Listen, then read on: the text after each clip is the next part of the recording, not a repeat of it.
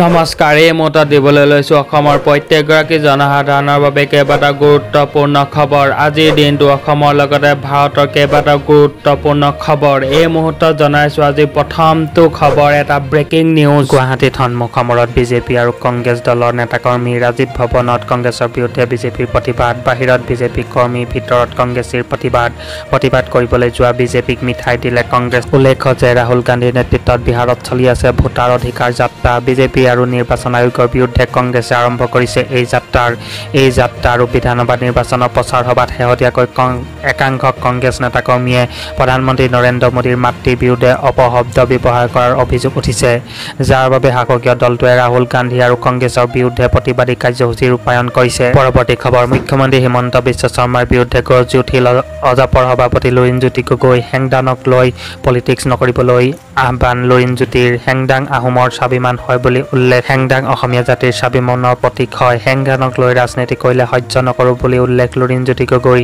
লাচিতৰ শৌৰ্য বীৰ্যৰ প্ৰতীক হেংদাঙক লৈ আৱেগিক ৰাজনীতি নকৰিব। ইমান দিনে 6 জনগোষ্ঠীৰ জনজাতিকৰণ কিয় কৰা নাই বুলি প্ৰশ্ন লুৰিণজ্যোতিৰ। হুংকাৰ অজাপৰ সভাপতি লুৰিণজ্যোতি। পৰৱৰ্তী খবৰ, প্ৰকৃত হিন্দু কাক কয়? হিন্দুৰ সংজ্ঞা দিলে RSSৰ প্ৰধান মোহন ভাগৱতে। যিয়ে নিজৰ ৰাস্তাত গৈ থাকে, কাৰো অন্যায় নকৰে, সিয়েই প্ৰকৃত হিন্দু। যিয়ে আনক শ্ৰদ্ধা কৰে, সন্মান কৰে, যিয়ে সকলোৰে লগত মিলিজুলি আগবাঢ়ি যায়, তেওঁৱেই হিন্দু। এনেবোৰ সংস্কৃতি নীতি পালন কৰা সকল হিন্দু। RSS প্ৰধান মোহন ভাগৱতক লৈ দেশজুৰি চৰ্চা। ৰাভা সংগীতক চৰম অপনয়ন, যিকোনো মুহূৰ্ততে গ্ৰেপ্তাৰ হ'ব পাৰে কৰিশ্মা নাথ। থানাই এজাহাৰ দাখিল কৰিশ্মা নাথৰ বিৰুদ্ধে। বিষ্ণুপ্ৰসাদ ৰাভাৰ গীত বিকৃত কৰাৰ অভিযোগ কৰিশ্মাৰ বিৰুদ্ধে। ৰাজ্যজুৰি কৰিশ্মাক গৰিহণা ৰাইজৰ। ৰাভা সংগীতক বিকৃত কৰা কৰিশ্মাৰ বিৰুদ্ধে কঠোৰ ব্যৱস্থা দাবী দল সংগঠনৰ। লখিমপুৰ সদৰ থানাত এজাহাৰ দাখিল অসমীয়া যুৱ। পৰৱৰ্তী খবৰ, এইবাৰ নগাৰ দাদাগিৰিক লৈ উত্তাল উৰিয়াম ঘাট। তেজ দিম কিন্তু নগাক 1 ইঞ্চি মাটিও এৰি নিদিওঁ বুলি হুংকাৰ খিলঞ্জীয়াৰ। এয়া অসমৰ মাটি, ইয়াত অসমৰ অধিকাৰ আছে। হুংকাৰ সৰুপথা উৰিয়াম ঘাটৰ ৰাইজৰ।